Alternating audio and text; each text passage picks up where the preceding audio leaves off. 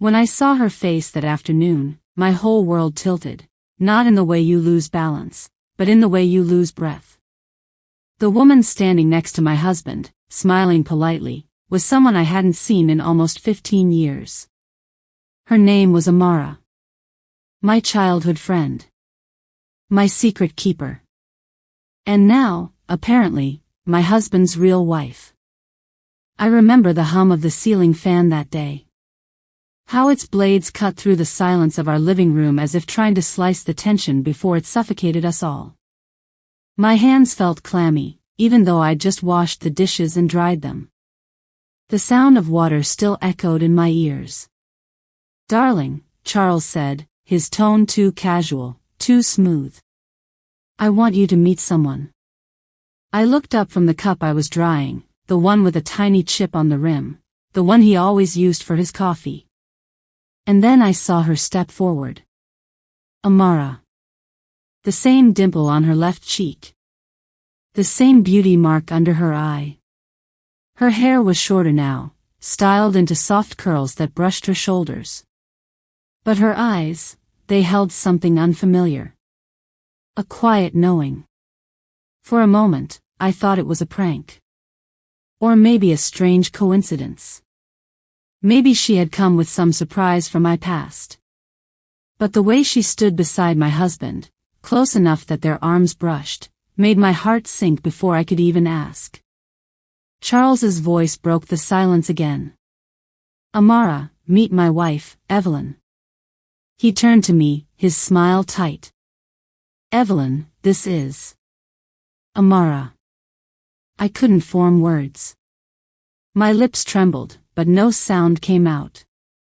Because how could I explain that I already knew this woman, knew her laugh, her childhood home, her first heartbreak, the scar on her wrist from when we were 12 and she fell off her father's bicycle? And how could I explain that the look in her eyes, that mix of guilt and challenge, told me she knew exactly who I was too? Before that day, my life had been painfully ordinary, the kind of ordinary that feels like safety until you realize it was a trap. Charles and I had been married for 7 years. We met in the simplest way, through church. He was the charming usher with a baritone voice and a warm smile that could soften even the most skeptical heart. I was the quiet Sunday school teacher, freshly heartbroken from a failed engagement. He made me laugh when I thought I'd forgotten how. He brought flowers to my workplace just because. He never raised his voice, never missed a prayer. When we married, I thought God had rewarded me for enduring my past disappointments. We bought a small bungalow at the edge of town, painted the walls soft cream, and planted hibiscus along the fence. Every morning, I'd make him breakfast, toast, scrambled eggs, and a dash of cinnamon in his coffee, the way he liked it. He'd hum while reading the newspaper, the sound of rustling pages becoming part of my mornings. We didn't have children, not for lack of trying. I miscarried twice, and after the second loss, I decided to stop hoping. Charles said it was fine, that he loved me either way. At least, that's what I believed. I worked as a librarian at the local school. The smell of old books and chalk dust was my comfort. My life was a routine of quiet moments, grocery lists, Sunday dinners, phone calls to my mother. Looking back now, I realize how content I was in that routine, how safe it felt to believe everything was as it seemed. Until Amara walked through my door. 2 weeks before that afternoon, I'd started noticing small oddities. Charles began taking late-night calls, whispered conversations that ended abruptly when I entered the room. He changed his phone password, claiming it was for security. He started dressing better, cologne I hadn't seen before, a new wristwatch I didn't remember buying. When I teased him about it, he laughed it off. "Evelyn, you're watching too many dramas. Work's just been stressful." But it wasn't just the calls. There was a strange envelope I found tucked under our mail pile one morning. It was addressed to Mr. Charles Okoro and Mrs. Amara Okoro. I thought it was a mistake. I even joked about it. Someone thinks you've got a second wife somewhere, I said, laughing as I waved the envelope. He snatched it from my hand so fast the laughter froze on my lips. Just a clerical error, he said, his tone too sharp. And that was that. But that night, lying in bed beside him, I couldn't sleep. His breathing was steady, but mine wasn't. I stared at the ceiling, the shadows from the streetlight dancing across the wall. I told myself I was being paranoid. After all, every marriage has small secrets, doesn't it? Still, something in me knew. The way he avoided my eyes lately. The way his phone vibrated silently under his pillow. The way he lingered in the car before coming inside. I brushed it all aside, until that afternoon, when he walked in with her. Amara. I hadn't seen her since university. We'd been inseparable once, two small-town girls who dreamed of becoming teachers, of traveling, of finding love that didn't hurt. But something changed during our final year. She started dating an older man, someone mysterious, wealthy, from out of town. She dropped out before graduation and moved away. She stopped answering my calls. When my mother told me Amara had married and relocated abroad, I accepted it as life moving on. And now, here she was, standing in my living room, holding my husband's gaze like it belonged to her. I remember wiping my damp hands on my apron and forcing a smile. "Nice to meet you," I said softly. My voice cracked on the last word. She smiled back, polite, measured, too calm. "It's been a long time," she said, as if testing me. Her voice hadn't changed. Smooth. Warm. But her eyes carried secrets. Charles poured her a drink, his movements stiff. I sat across from them, the hum of the fan louder than ever. That moment, that fragile, unbearable stillness, was the beginning of the end. After that afternoon, the air inside our home changed. It wasn't something you could point to, it was just different. The laughter disappeared from Charles's voice. His touch felt like obligation. The house, once warm and full of quiet affection, became a museum of silence. I couldn't stop thinking about Amara. Every detail replayed in my mind, the faint perfume she wore, something floral, familiar, the way her gaze lingered on Charles when she thought I wasn't looking, the way he seemed both nervous and guilty, like a child caught lying but too afraid to confess. That night, while Charles slept, I sat at the kitchen table and stared at my phone. I typed her name into Facebook. Nothing. I searched Instagram, Twitter. Still nothing. But there was something about her, the way she had spoken, so deliberately calm, so comfortable in my home, that told me she wasn't some casual acquaintance. 2 days later, I got my answer. It was a Wednesday afternoon. I had stayed late at the library, sorting through donated books. The rain had started early, the kind that came with thunder and the smell of wet earth. When I arrived home, Charles's car wasn't in the driveway, but another car was. A sleek, silver sedan I didn't recognize. Through the window, I saw a shadow move in the living room. Then another. Laughter. A woman's laughter. My heart pounded so hard I thought I'd faint. I pushed open the door quietly, half hoping I was wrong. There they were, Charles and Amara, sitting side by side on the couch. Not close enough to touch, but close enough to betray something deeper. Papers were spread out on the table before them. Charles jumped up when he saw me. "Evelyn. You're home early." "I live here," I said, my voice trembling. "Who's going to tell me what this is?" Amara's expression didn't falter. She leaned back, legs crossed, and gave a small, almost pitying smile. "Maybe I should," she said softly. Charles's voice cracked. "Amara, don't." She ignored him. "Evelyn. I didn't come here to hurt you. I came because I think you deserve the truth. I blinked. The truth? Her words felt rehearsed, practiced. I've been married to Charles for 15 years, she said quietly. Legally. We separated when he moved here for work, but we never divorced. I stared at her, my brain unable to process what I was hearing. That's impossible, I whispered. We've been married for 7 years. We have a certificate. She nodded slowly. I know. I saw it. But the law doesn't allow a man to have 2 wives, Evelyn. And yet, here we are. The room tilted. I gripped the arm of the chair to steady myself. I turned to Charles. Tell me she's lying. Charles, say something. He looked like a man shrinking inside his own skin. Evelyn, please. No. My voice broke. Did you marry me while you were still married to her? He hesitated. That single moment of silence was enough. My knees gave way. The room blurred as my body crumpled to the floor. I felt like my heart had been ripped from my chest and replaced with fire. Amara knelt down beside me, her tone disturbingly calm. I didn't know about you at first, she said.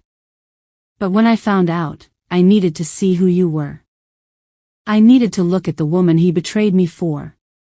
Her words cut deeper than any slap. Charles tried to pull me up, but I pushed him away. Don't touch me. I shouted. You made me believe we had a life. You made me feel safe. He sank to his knees beside me, crying, but I couldn't look at him. I couldn't even breathe properly. My mind replayed every moment of our marriage, every prayer we said together, every promise, every touch, and suddenly, all of it was poisoned. That night, I didn't sleep. I sat in the corner of our bedroom, staring at my wedding ring until the dawn turned the sky gray. When Charles tried to speak, I refused to listen. By morning, I packed a bag and left. I stayed with my cousin for a week. She didn't ask many questions, just hugged me and said, "When you're ready to talk, I'm here." On the 3rd day, I went to the registrar's office. I needed proof, not just of my pain, but of his betrayal. It took the clerk only minutes to find it, 2 marriage certificates under the same name, Charles Okoro. One issued 15 years ago to Amara, the other 7 years ago to Evelyn Okoro. The clerk frowned. "Ma'am, this looks like a criminal offense. You should report it." I thanked her, holding the copies with shaking hands. The words swam on the paper, but I didn't cry. Not yet. That night, I sat in my cousin's guest room, staring at those documents. 2 pieces of paper, one for love, one for lies. And in that silence, something inside me hardened. I decided to confront him one last time, not as the broken woman he betrayed, but as someone ready to reclaim her dignity. When I arrived at our house, Amara's car was gone. Charles opened the door, eyes swollen, voice hoarse. "Evelyn, please, I can explain." I handed him the 2 certificates. "Explain to the police," I said quietly. He froze. "Evelyn, please. It wasn't supposed to happen like this." I laughed bitterly. "What was it supposed to be, Charles? You get to keep 2 lives. 2 wives. You thought you were saving us both, didn't you? You were just saving yourself." He reached for my hand. I stepped back. "I gave you 7 years of my life," I whispered. 7 years believing I was loved, when I was only borrowed. He bowed his head, tears streaming down his face. But I didn't feel pity. Not anymore. As I walked away, I finally cried, not because I lost him, but because I had lost myself somewhere in loving him. The following week unfolded like a storm that refused to end. My cousin helped me file an official report for bigamy. I didn't do it out of spite. I did it because I needed the truth to stand somewhere visible, not buried under shame. The police officer who took my statement looked at me for a long moment before saying, "You're doing the right thing, ma'am. This kind of betrayal, it needs light, not silence." It was the first time anyone said that to me, that I wasn't foolish for trusting him, that I wasn't to blame for being deceived. News spreads fast in small towns. By the end of the week, whispers had already reached my workplace. My co-workers looked at me differently, not with pity, but with that quiet curiosity people reserve for scandals. The head librarian, Mrs. Lawson, called me into her office one morning. She closed the door gently and said, "Evelyn, take as much time as you need. Don't let anyone shame you for surviving deceit." Her kindness broke something in me that anger hadn't. I cried quietly, gripping her hand. Meanwhile, Charles's world began to crumble. Amara, it turned out, had known he remarried but thought it was only a civil mistake, until she realized the depth of his lies.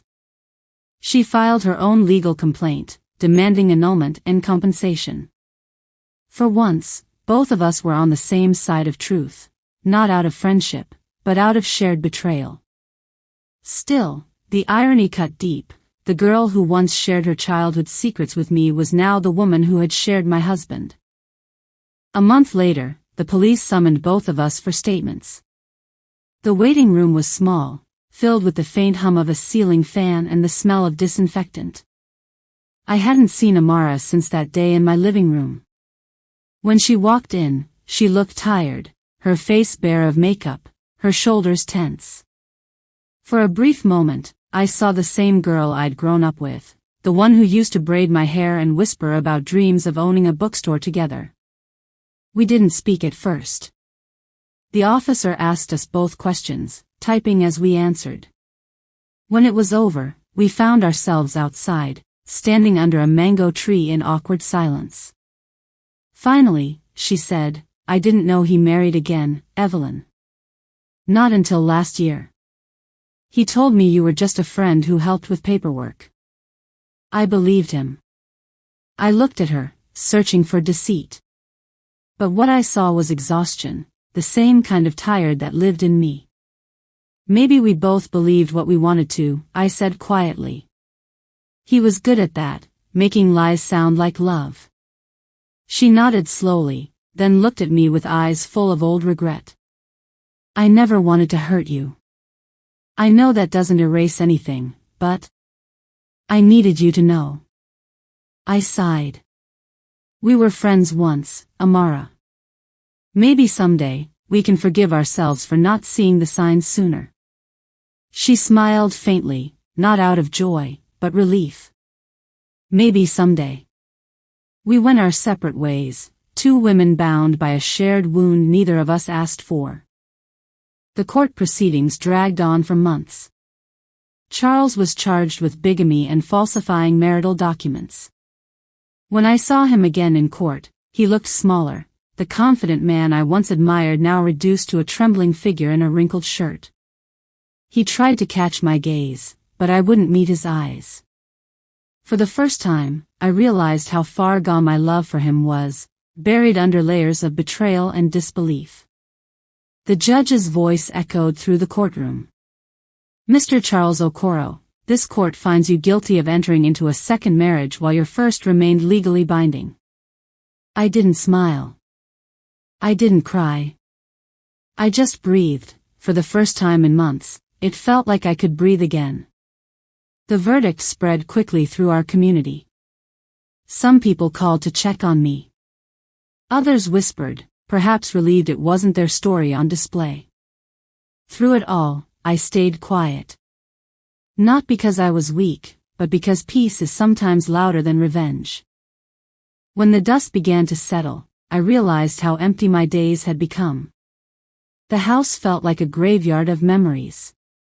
I couldn't stay there, surrounded by ghosts of laughter that wasn't real. So I moved into a small apartment closer to work. It had one bedroom, pale yellow walls, and a balcony that faced a jacaranda tree. Every morning, I'd make tea and sit by the window, watching the petals fall. I started journaling again, small entries at first, just single lines. Today, I didn't cry. I slept through the night. I think I'm learning to like my own company. Therapy helped too. The counselor, a soft-spoken woman named Mrs. Odiu, told me something I'll never forget. Betrayal doesn't end with exposure. It ends when you choose to stop carrying someone else's guilt. That sentence stayed with me. I began doing little things that reminded me who I was before the marriage, reading poetry aloud, visiting my mother on weekends, wearing bright colors again. Slowly, the ache in my chest turned from a wound into a scar. One evening, months after the trial ended, I received a letter, handwritten, with no return address. It was from Charles. Evelyn, it began. I don't expect forgiveness. I know I ruined everything good in your life. I wanted to say I'm sorry, not because it changes what I did, but because you deserved truth and loyalty, not deception. You were the best part of me, and I broke it. I'm starting over, far from here. I pray you find peace. I read it twice, then folded it neatly and placed it in a drawer. For the first time, I didn't feel anger. I just felt distance, the kind that comes after you've walked too far to ever go back. That night, I slept deeply, without dreams. Months turned into a year, and the ache that once consumed me began to fade into something quieter, acceptance. I learned that healing doesn't announce itself with fanfare. It comes slowly, in small, stubborn ways, in mornings where you wake up without dread, in meals that taste good again, in laughter that doesn't feel forced. I also learned to live without explaining my story to everyone. People always want a clean ending, a hero, a villain, a neat box for grief. But real life is messy. Sometimes, even the one who betrayed you is just another broken soul acting out of fear and selfishness. I didn't forgive Charles right away. I don't think forgiveness is about forgetting, it's about refusing to let anger define what's left of you. Over time, my hate grew tired. My pain softened. And one morning, as I watered the small plants on my balcony, I whispered his name and realized it didn't hurt anymore. That was the day I knew I was free. About 2 years later, on an ordinary Sunday afternoon, I ran into Amara again. I was at the market, haggling over tomatoes, when a voice behind me said, "Evelyn?" I turned, and there she was. She looked different, her hair streaked with gray, her clothes simple. There was a humility about her that hadn't been there before. "Amara," I said, my voice surprisingly calm. We stood there, two women with 1,000 unsaid things between us. "How have you been?" she asked. "I'm okay," I said truthfully. "Peaceful." She smiled faintly. "Good. You deserve that." There was a pause, then she said, "He's living abroad now. Doing odd jobs. I heard he's trying to make amends with God." I nodded, unsure what to say. She hesitated, then added, "I never stopped feeling guilty, not for what he did, but for how I stayed quiet when I realized. I thought I was protecting myself. But I think I was just afraid." I looked at her, really looked, and for the first time in years, I saw not my rival but another victim of the same lie. "Fear makes fools of all of us," I said gently. "But we survived. That's what matters." We talked a little longer, about our mothers, about work, about small things that once defined our friendship. When we parted, she hugged me. It wasn't forgiveness. It was release. As she walked away, I felt an odd sense of peace, like a story that had finally found its full stop. With time, my life blossomed in quiet, unexpected ways. I began hosting a small reading club at the library. Women of all ages came, teachers, widows, young mothers. We shared stories, real and imagined, about heartbreak and resilience. One evening, after a session, a young woman came up to me and said, "Ma, your story helped me leave a man who kept lying to me. I realized I deserve honesty too." I didn't tell her all the details of my past, but I smiled and said, "You deserve peace more than promises." It hit me then, the pain I went through hadn't been for nothing. Somehow, it had turned into something useful, something that gave others courage. On the 3rd anniversary of my leaving Charles, I decided to celebrate myself. I baked a small vanilla cake, lit a candle, and poured a glass of juice. Sitting alone in my tiny kitchen, I whispered a prayer of gratitude, not for what I lost, but for what I found within myself. Strength, dignity, and a calm that no one could take away. Later that night, I opened my old journal, the one I started right after everything fell apart. I flipped to the very first page and read the line I had written in shaky handwriting. "I don't know how to begin again." Then I turned to the last page, written just the week before. "I have begun again, and it feels like peace." Looking back, I realized my story wasn't really about betrayal. It was about awakening. Sometimes, life cracks you open so light can get in. I had spent years defining myself by the title of wife. I thought love was about endurance, about staying, even when it hurt.